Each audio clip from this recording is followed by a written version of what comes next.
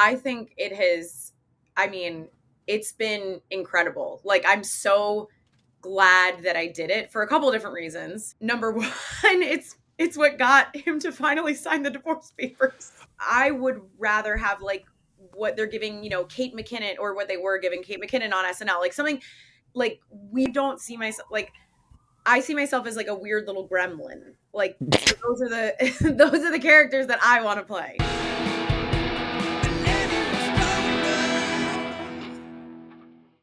Hi, I'm Joe Winchell of the Millennial Stoner podcast. And I'm Rob White of Who the F is Rob White? Rob, have you had fun filming and recording your new show? Oh, it's been great. It's been great to be on the channel and filming and doing it. I'm looking forward to doing more. And as we speak of that, we are going to be doing more, filming more. And we are also changing the name of the channel there to Rotgut Studios. That's right. That's our big announcement. We're changing the name of the channel. It's no longer going to be known as Millennial Stoner. It's going to be known as Rotgut Studios. So if you want to watch Millennial Stoner, or you want to watch Who the Fuck is Rob White, you can go to Rotgut Studios on YouTube. And by the way, while I'm on the subject, we've had a really great year with the shows in general. So I'd like to take this time, and I know Rob wants to take this time to thank everybody who has liked and commented and shared and subscribed. Even if you said something negative, we don't care. We like your views. Yeah, bring it on. I love negativity. It's fun. Fun for everyone. Seriously, thanks for everything. Keep liking and sharing it and subscribing. Keep looking at those reels. Keep hearting everything, and we're gonna keep putting out content for you guys. All right. Absolutely. We're done, right, Chris? We're done. Right. Hey, everybody. Welcome to Millennial Stoner. I'm Joe, and I am mentally exhausted lately. But I'm bringing back one of my favorite guests today. We had her on almost a year ago, less than a year ago, Chris? Yeah, about a year. And I think she's just a wonderful human being, and I like having her on. Ladies and gentlemen, Britt Miggs. There's no applause. There's no audience. There's no audience, but hi. Hi. Thanks for coming back on, Britt. We've been trying to do this. I reached out to you a couple months ago, like, would you mind popping back on? And you were sick last week. I was very sick. I got whatever. It's like not the world has going around. Yeah. Since 2020, I think it's COVID every time, but it's just like a normal cold. Yeah. I'm glad that you're feeling better, though. Thank you, and thank you for having me back. This is awesome. Oh, of course, man. I know you're busy too. I follow you on Instagram, and I was telling you before when we were off air. I'm always happy when I see people that are busy. Yeah. As opposed to when people just post stuff to be like, I swear I'm doing stuff. Totally. But you've been you were an affiliate with Cracked.com, and now you work for Cracked.com. Yeah. I was like freelancing, making videos for them, and now I'm there in more of a full-time capacity, and I love it. It's been really awesome because I feel like for the last, 10 years that I've been in the working world, I've been trying to like do funny stuff during the daytime, like for my day job, and this is the time that I really get to do that and work for a brand. So it's like, do you have a regular job as well as you just do that? You get to just do this now? This is it. This is my day. So I mean, that's the goal, isn't it? That's what you want to be stressed about this day job, not the other day job that you don't care about, right? Exactly. And I was doing that for so many years where I'd be at a job that I genuinely didn't care about. I love what I do now, and then I still get to do comedy at night. So it's awesome. Yeah. I've had so many jobs that, like, it's weird the amount of work that I've done where they've asked me to commit more, and you're just not going to get that out of me. Yeah, like I'm going to middle out. I don't want to be promoted. I'm not actually thinking that. Yeah. Are you a restaurant person? Did you ever work in restaurants? No, when I was... God bless you. Good for staying away from that. I mean, because it was almost worse, I think, because I worked in TV production. So That's right. I remember that. You were like an AD or a PA or whatever. PA for many, many years. And I mean, I feel like it's finally now coming to the surface, like that those types of jobs, people get the shit kicked out of them. Like, oh no, I know people that have done that and still do that and get just, it's not like the fantasy that people make it out to be. No, people are like, oh, you work in TV, the movies, it must be glamorous. It's horrible. You'll get yelled at for sitting. Like, I remember one time, literally, I was on a set for some TV show out in Brooklyn, and someone was like, a sitting PA is a fired PA, because I was like sitting on a chair. It's insane. They make you... Were they trying to do that thing where they were like, they make an announcement not talking about you, but talking about you, and you're like behind, it's like a sitting PA, and you're like, I sent a text. Like, I'm so sorry. Well, yeah, and no phones, like not allowed to be on your phone working. Oh yeah. sometimes 16-hour days. It was crazy. Yeah, Crazy I've time. I've been on sets like that. Yeah, and yeah, I mean, I'm on sets like that right now. Like filming an indie film, it takes forever. Which Yeah. people, when I tell people that, they're always like, "How come it takes so long?" And I can't even begin to answer that question because then I have to like sit down and explain like the history of film to you. This is what I have to do. I have to explain how like I can't explain how every piece of a movie works. But all I can ever tell people, it takes forever. It takes forever to light a scene. It takes forever to do all this crap and the reason why it takes forever is because so it looks good for 3 seconds on camera or whatever scene you're trying to do. Literally, it can take a whole day to film one scene, and then you're like, all right, and now let's get the other angle. Yeah. Yeah.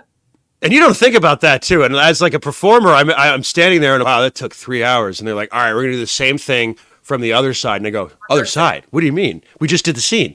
Yeah. Yeah. Yep. Yeah, it's a whole experience. It can be mad. It's fun. It can be fun. It's like I was telling you before. It's a worry that I'm glad that I have, that I get to be worried about working on something I like because I don't want to complain about my job at the golf club. That sounds awful. It was awful when I did it. Yeah, exactly. I like being stressed about something that I am genuinely enjoying doing. No, is this prop gonna come in on time for me to shoot this sketch? And that's a great worry to have.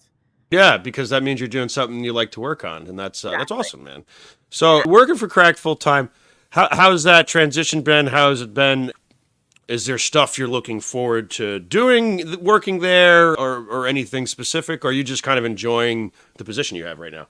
Yeah, no, it's been awesome. So like, Cracked has been around for forever since literally. They were around since Funny or Die, if I remember correct, right? Well, further back, if you will, in the 50s, it was like an actual magazine that was. Oh, yeah. It was the competitor to Mad Magazine, right? Exactly.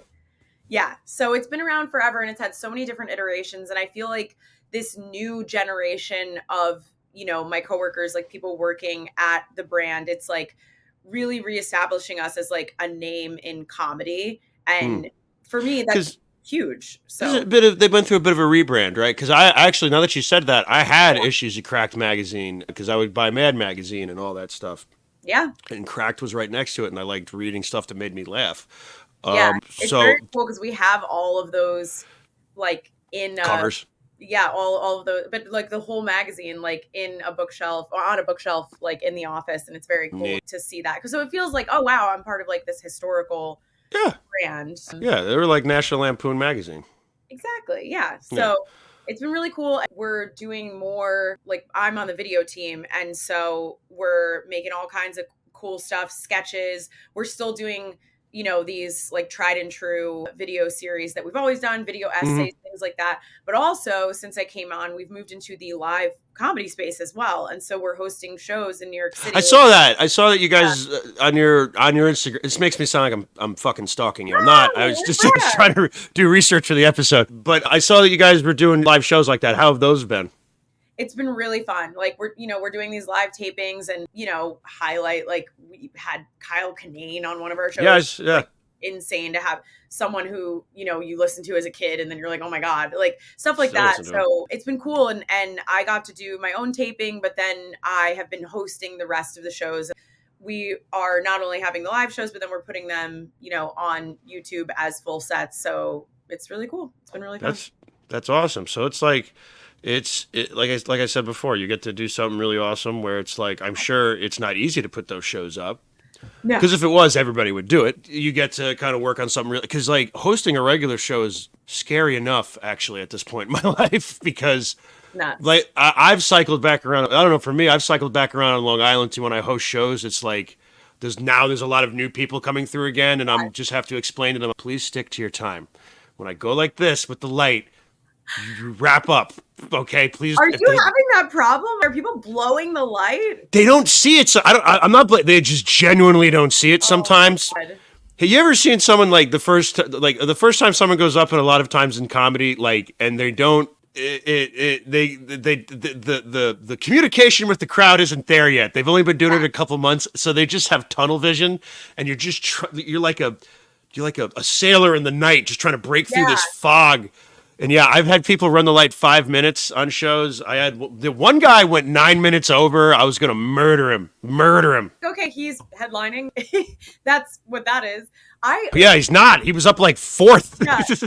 Yeah. On a showcase. I guess you're doing 20 minutes.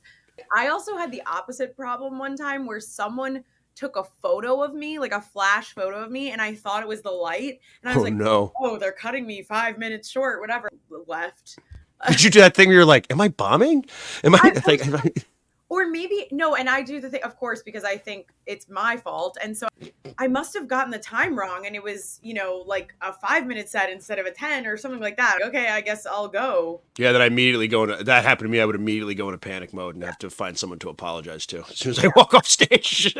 No, but it's that's what I mean. That's really cool that you're working on that and moving forward with that and everything. As far as like, I feel like sketches in a lot of ways like that eventually leads to like TV shows or movies and everything.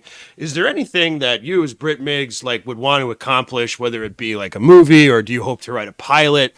Is there like an idea that you have brewing about something like that? Because everybody always asks comedians, they're always just like, cool, you can do comedy. Can you write? Can you act? Can you do 5 other things? I know it's taken you 10 years to figure this one thing out. So is there anything like that? Do you want to like be the next Disney princess? I don't know. We talked about that last time. I don't know.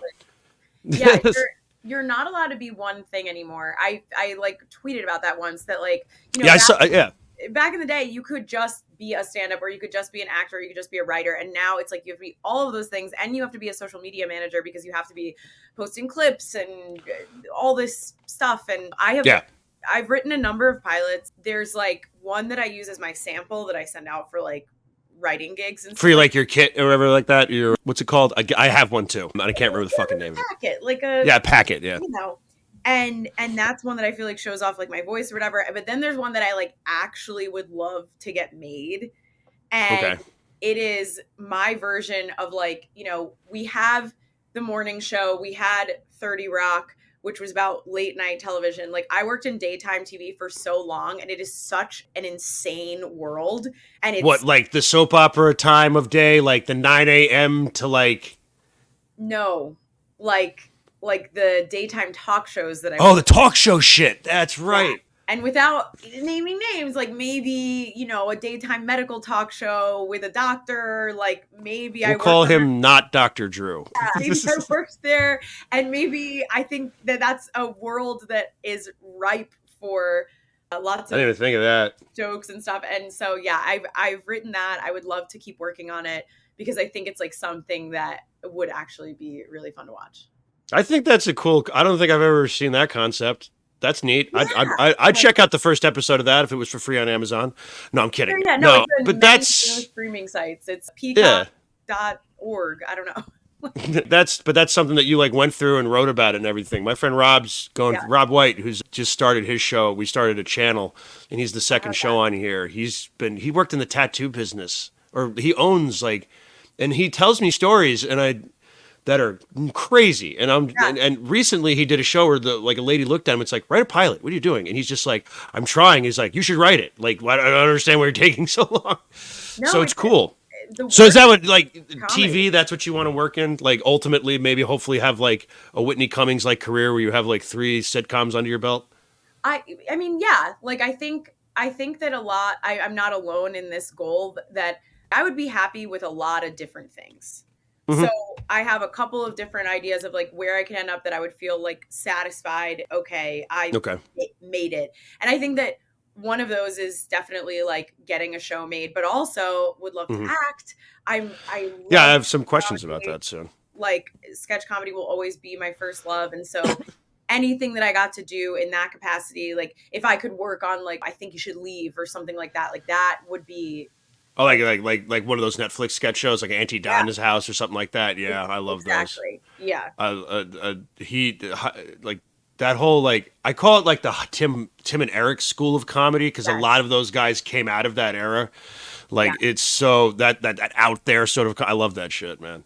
Love it. That would be cool. Yeah, I mean, it's and speaking of acting too, like as far as acting goes, because you told me last time you were on here, you were telling me how you were like a kid. You started in theater with, if I remember correctly, it was just a made up Disney show, right? Is that what? Made up Disney show? Okay. I will never stop talking about this. The theater teachers You do love this, yeah.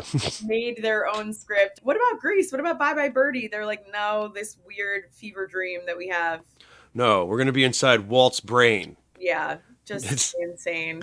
but so with you, I came from the world of theater too, and Yeah, everything. And would you ever? Would that ever be? Here's the thing. People always ask me, so would you ever do it again? And I go, it takes so much time commitment to do yeah, a show with 3 people in it, let alone something large.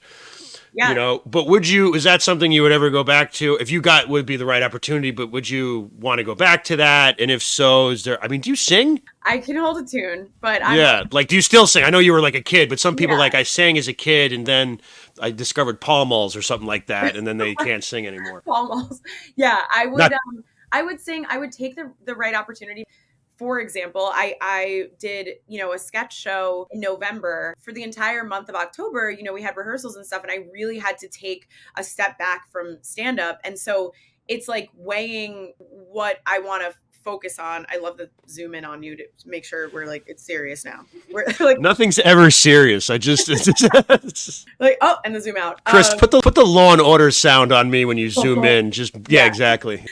Yeah, I think it's just like, when if I were to do some kind of like theatrical production or whatever, like that would take a big, a lot of time away, like a big chunk of time away from doing stand up. So I'd have to be like, okay, is the juice worth the squeeze? Like, is this something, if I got a role that was awesome, I'd be like, yeah, totally.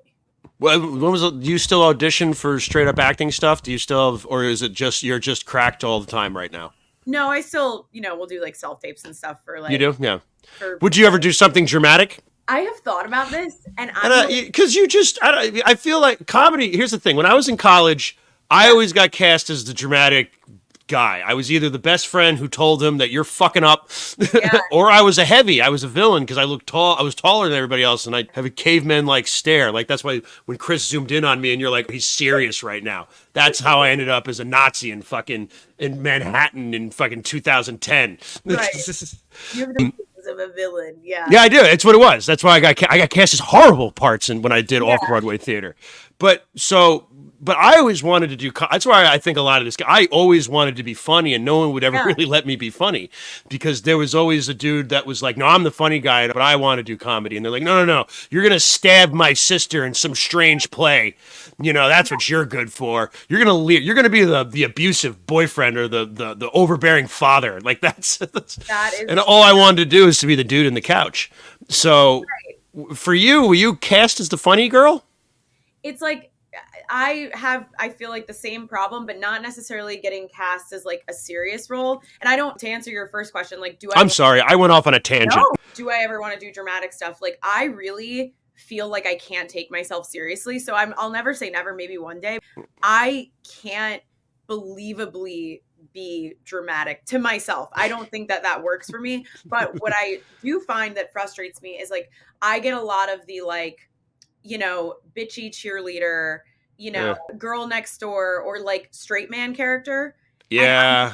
Let me be the Mucinex booger. Like, let me be something disgusting and weird. I want to be a dancing Band-Aid. Yeah. Like, I feel like I would rather have like what they're giving, Kate McKinnon or what they were giving Kate McKinnon on SNL. Like something like weird. You want to play something weird because it's more fun to do that stuff. Yeah. And that's how I view myself. I don't see myself like, I see myself as like a weird little gremlin. Like those are the characters that I want to play. Put me on TV. Anyway. Yeah.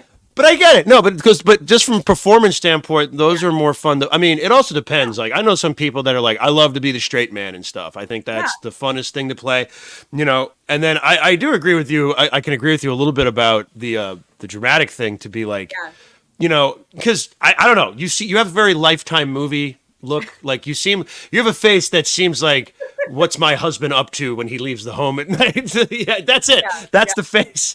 A girl in a window looking at a train or whatever the hell that is.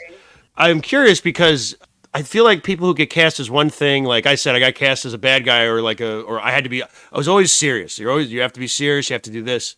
And then when I started doing comedy, and everybody viewed me so much differently after that, they're like, "Oh, I see you as like the fun stepdad now," which is still a little weird, but I'll Yeah. take it. Yeah, I So, feel more in yeah, like the Judd Apatow kind of that kind of, like yeah, I could see you in a stoner comedy. Like that's yeah. I'm the Seth millennial. Rogen's brother. That's what I'm Exactly. going for. Exactly. Yeah. That is perfect. So like that's interesting that was happening like, years ago. Now, yeah, I can only see you in comedy. I don't know. Thank you. No, Yeah. and I kind of it's weird how you find out, and because and that's another reason why I like you, because we can speak about life a lot, Yeah. but like it's weird how that kind of changes as you go along, because when I couldn't be funny, Mhm. or like not that anybody told me, but it was the stuff I was getting at the time. I Yeah. was getting, like, aside from like small commercial roles I would get, any kind of theater shit I would get, there would be like, you have to be this bad guy, whatever, like that. Yeah. So I kind of just laid into it. I said, okay, if this is what I'm going to do, I'm going to do it full out. I'm going to be the next Jack Nicholson or some shit like Right. that. Or like, yeah, that worked out.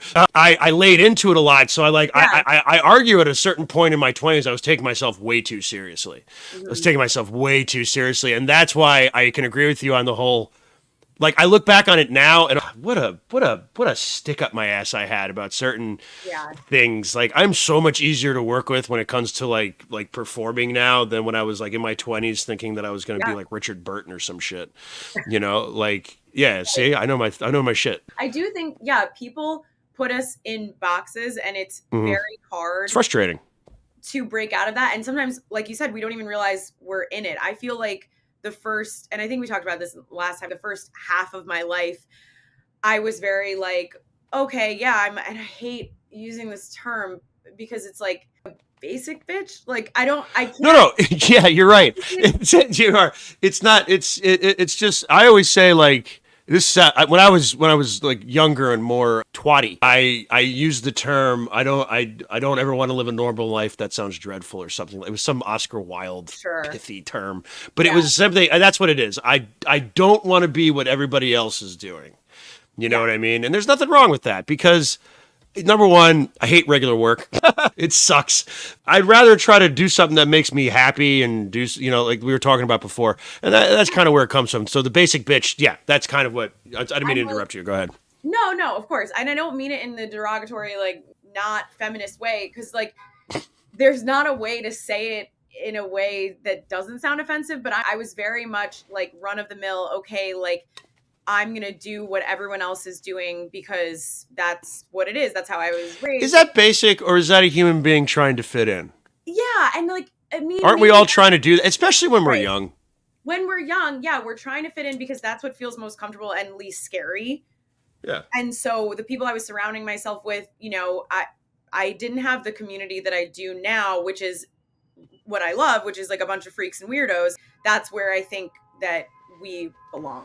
That's why it makes sense that you're a theater kid, because that's kind of where it Yeah. starts. That's where, because nobody now, it used to be that way. It was all the freaks and weirdos used to do. Now it's like all the uptight do theater. It seems in a lot of ways. Yeah. It's great that you found your community with all that stuff and everything. Yeah. And kind of moving forward in life and everything with what you're doing, how do you feel that your comedy has? I know you said you had to stop doing it for a little bit, or you would have to stop doing it to do work on certain things. But how do you feel that your comedy has progressed? Because I also noticed in your act, you're talking about a lot more personal stuff and everything like that. You have this great bit.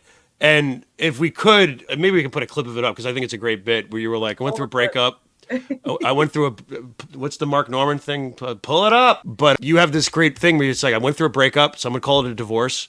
And I remember last time I had spoken to you, you were like, I'm going through stuff. We're not going to talk about that, are we? I'm like, well, I don't talk about anything you don't want to talk about. But you've put it in your act. And I wanted to ask, because I feel like when people make decisions to put certain stuff in their acts and everything, it's like, okay, this thing, I have to make it funny because, this is this sort of source of tragedy, whatever. So how's that worked out for you? What was the decision like to put that in the act? Because I know some people that have gone through stuff that haven't put it in their act. So I was just curious, what was the decision like, and how has it worked out, and how has it evolved your act into something different? I think it has, it's been incredible. Like, I'm so glad that I did it for a couple of different reasons. Number one, It's what got him to finally sign the divorce papers. Are you fucking kidding me? It's so crazy. It's so Chris, like, this is a clip. Anyway, tell me your story. so like Wait, are you serious? I'm dead serious. I will tell you how it happened. It's like, okay, so I was doing comedy. Obviously, I liked doing personal comedy that talked about like what was going on in my life. I feel like I was way more that than like observational. I wish I could be more observational. I love observational humor. You come off very personable, so it makes sense. Like even now, I feel like I went to high school with you. You know what I mean? Like I feel like I've known you for a very long time. Good. I'm so glad. Yeah, and it was like I remember, obviously I'm going through this insane thing. I had no idea, would never imagine that I'd be going through a divorce at 31, whatever. And I remember the first time I tried material about it at a mic, and I was like shaking. I've never. You were nervous about it? So nervous, just because if this doesn't land, this is my life. Yeah, so it's like, then my life is meaningless. Everything I'm going through is bullshit. It's what was it all for if not good material? I remember I got dumped and went to a mic and it did not go the way that I wanted it to go. I literally just bombed, and then I said something pathetic. And you ever get broken up with like a month after someone tells you they love you? Yeah, that's what I'm going through. And then I like sat in the floor, sadly. It was bad. Well, that's the thing that I've also realized that's like so interesting to me is sometimes whatever, tragedy plus time equals comedy. Like, it was funny, yeah. Sometimes you need to wait longer for something to cook, because a lot of times, and even still, I have these bits that I know are tried and true. People really like them, and the wrong audience, I think, feels too sad for me. Yeah, I have been running into that myself with certain, because I talk about my dating life a lot, and it's not great. But it's funny. I've made it funny. And every once in a while, what did I say? Like, I say something about like how I can't get a date or something like that. And I literally audibly one night at Sticks and Stones Comedy Club, like the front row just went, oh. And listen, I'm happy you're reacting at all, but you can laugh, man. I've clearly gotten to a level where I can talk about it on stage. So can you just laugh at it? That's what I've said before. And listen, it's not, it's probably like 80-20, but that 20% of time where the audience is like, guys, if I'm up here joking about it, I'm cool with it. And I want you to laugh with me. Otherwise, then it is sad. But yeah, I, was working on the material for a while and doing it at shows. And, I do post clips online. And I was like, I got to a point where I was like, wow, this is going to be a big moment for me to put this on the internet, but I'm going to do it. And he was essentially delaying signing the divorce papers because he thought I was going to change my mind and come back. And I posted that clip, and he texted me and was like, wow, you're really serious. I was like, yep, I'm really and he fucking finally signed. So that's crazy. It took him. It's like, all right, she's coming back. I don't think she's coming back. All right, like and subscribe. Hey, man, at least you know what though? That's part. I think for some people, that's how they heal. And that's how you were healing. That's how you were dealing with your shitty situation that you found yourself in. Yeah. Because I felt bad because I remember we did the interview last time. I was just like, I went to Chris. I hope she's okay. Like, I was like, because we had such a nice chat, and then like you kind of turned it off, and you're like, I have to go. And, all right, Britt, bye. And I was like, dear God, I hope that lady's okay. I hope that lady who's going through divorce is okay. But it's so true that it's like, and I know for a lot of other comics, like talking about, a death in the family or, when they got sober or whatever, like all these serious topics, it is very cathartic. Yeah, it is. It said something so cheesy to him. I don't care. I'll stick by it. I was like, you took so much from me and you couldn't take comedy. He couldn't take comedy? What does that mean? Like you couldn't take away my ability to joke about this. Like, oh, he didn't get it. Yeah, like you took, I'm not gonna say my innocence, my first wedding, it took my dog, took like all this shit, and like, wow, a movie happened to you. That's the first 20 minutes of like a rom-com or like a Julia Roberts movie from 1998 or something like that. Like, you're taking the dog, like, and then they just drive away in like a fucking dune buggy or some shit because you live in Burbank in this film. Exactly. Yeah. But I was like, that's the one thing that was like holding me together Yeah. while that was all happening, like I remember, the week that it was happening, like I had a show and I was like, I have to go do a show. Like this is my job. And How is that had you done that before where you were because you were in a spot where you're like, I have to perform? And were you like, because some people will be like, yeah, I can't perform, or, like, and it's fine, whatever, your prerogative. Was that a weird headspace for you to be in? Was that new? How was that like a new thing for you?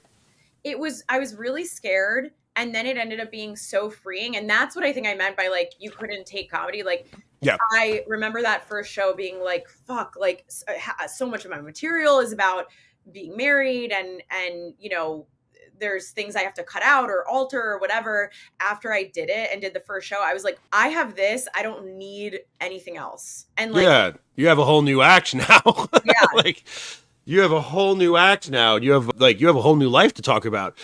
I mean, you can still do stuff like I always, you can still do stuff with that too or whatever, and then be like, actually, I'm divorced or whatever. I don't know. You have like literally you have a clean slate. So it's just like, yeah. And I understand that too, just from a standpoint of I've written all these jokes about this whole other thing, yeah, and now like, what do I do? Like, it's like, it's like living in Montana and then all of a sudden you have to move for reasons. You're like, I have all this Montana material. I can't right. move to Florida. I have to write new stuff. It was like part of my identity. And now Yeah. this is my new Yeah. identity. I don't want to always be known as the divorce lady. Obviously, I have other jokes. Dude, some ladies love to be known as a divorced lady. Some ladies, dude, it's crazy to me.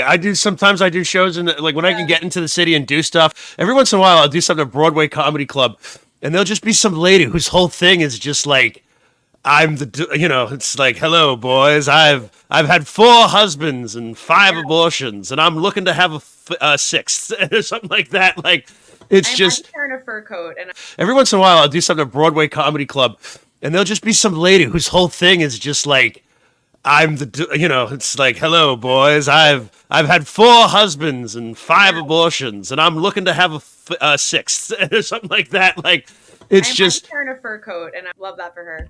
yeah, no, it's nothing against it, but I'm just like, there's a lot of like in Long Island too. You run into something that's just like divorced lady humor, and it like again, depending on the crowd, it either goes well or doesn't.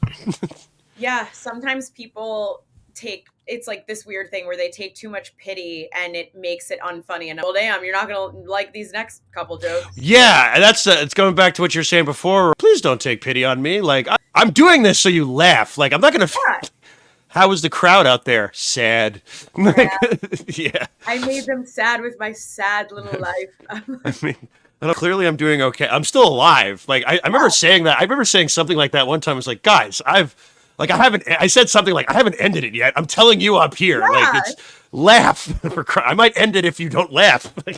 It's so hard. I have friends who do like, they attempted suicide and they make jokes. Yeah. Like that. And I think that's so awesome that you can take a bad experience like that and make comedy from it. But it's like so hard to get the like. If it wasn't for suicide Yeah. and divorce and breakups, there would be no comedy. Right. Like there would be none because you can go as far back as to the Lenny Bruce era, and there was motherfuckers talking about that shit up on stage about like divorce.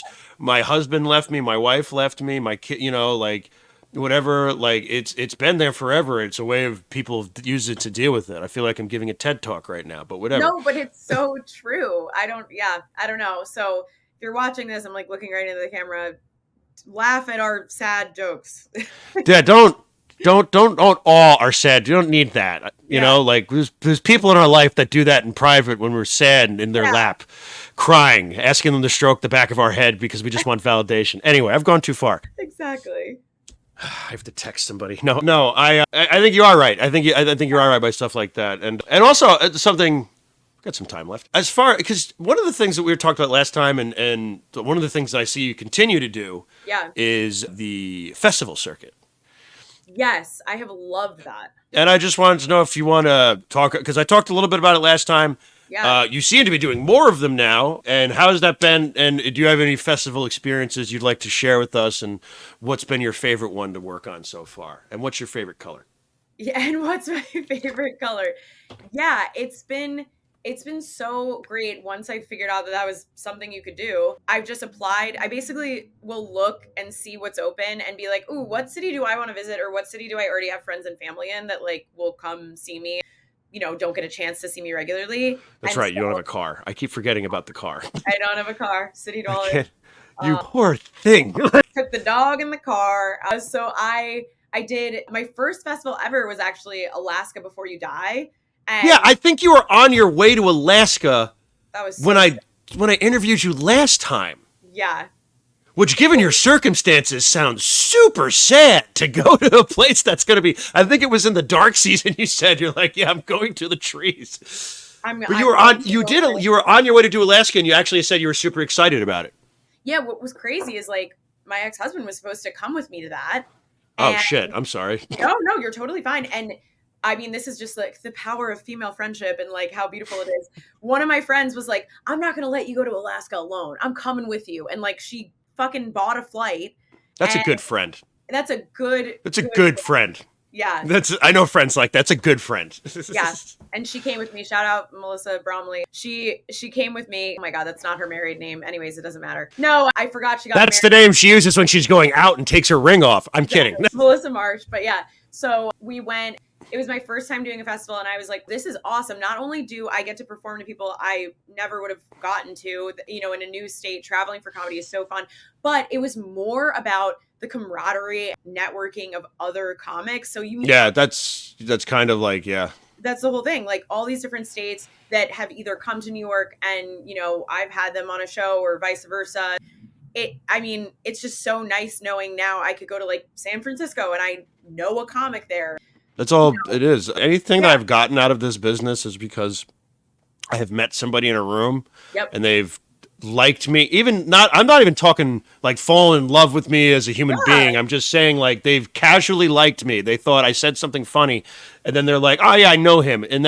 Or I know her, or you know what I mean? That's honestly how I've gotten like you don't know what that means, I think, when you're younger, when it's like it's about who you know and you're like, no, it's about merit and I'm going to work hard. And then all of a sudden you start like taking it seriously and doing it. And you're like, it is about who you know, because that's how I got invited all to all this stuff. Like the whole reason I got hooked up with Sticks and Stones is because somebody knew. I worked with Andy Pitts one time and who's a comedian out here, and he recommended me. Like, it's all about who you know. Yeah. And people. So you get a good chance to network doing festivals. Yeah. Right. People hear that and they might think like, you mean like nepotism, like my uncle works at NBC or something. And it's like, no, actually it just means like, if you are friendly to other comics, they will. Like, it's been awesome. Yeah, nepotism's a different thing. That's a different upsetting thing. And it does help if your uncle is the head of NBC. It does. I mean, it's people. Does. I can. It's hard for me to get mad at people because I'm never gonna get that. Like people are like, Johnny Depp's daughter gets to be in movies, and I'm probably never gonna get a chance to be in the same movies that Johnny Depp's daughter is ever gonna be in. So I'm not gonna get mad about that. Yeah, or like, well, I guess if my dad was that, I would also take advantage of. I mean, like, what are you? You would though. That's what it is. You have to put yourself in that position and be like, I probably would if I was the daughter of Jack Nicholson. I'd be like, put me in movies, please. Like, yeah, I would do that. Yeah, so that's been cool. Yeah, I did Alaska, Vail. I just did Vermont, and is Alaska your favorite, or is there a particular place you definitely like going where you're like, I look forward to this one? I think Alaska was my favorite just because, I mean, it was my first, so it's like, you always remember your first. But the people who the people who ran it were so awesome. I met so many great comics. I've never been to Alaska. It was like so sick to, walk outside. I could see a moose. Like, I don't know. It was awesome. But my sister said that one time about going to like Alaska. She was like, I don't know. I just want to see a moose. Like, what's the thing? That's awesome. No, it's cool. That's also it's weird too, because that's kind of like, that's where, in a lot of ways, that's where your life started again. So you went to Alaska and you came back sort of like, I leave this Brit behind and now this is special edition vintage Brit or variant Brit or whatever. And that's cool. So, and you have any festivals coming up? Are you heading out of town? So I know, and this is not going to come out till January, but what do you have coming up? What do I have coming up? No, I'm waiting to hear back from some festivals. I applied to a bunch for the 2024 season. And I have my next show is Union Hall, February 10th. So cool. Okay, definitely. We'll put a link to your Instagram and such. Yeah, and I always, like, at the top of the month, I usually do a post of, like, all my shows for the month. And you can find that on my Instagram. So, cool. Yeah.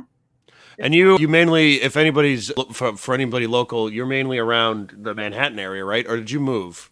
No, I live in Manhattan. I do a lot more comedy, I think, in Brooklyn than Manhattan. Brooklyn. Okay, so you're around Brooklyn stuff. All right. Yeah. So if you want to, if you're casually around Brooklyn, keep your eye out in flyers. If you see Britt's face on it, is that where you're running the Cracked shows? Oh, Cracked is like a fun one because it moves almost every time. So like we did our first one in Brooklyn at the Sultan Room, and then we did the Cutting Room, and then we did the Red Room. I've got a lot of rooms.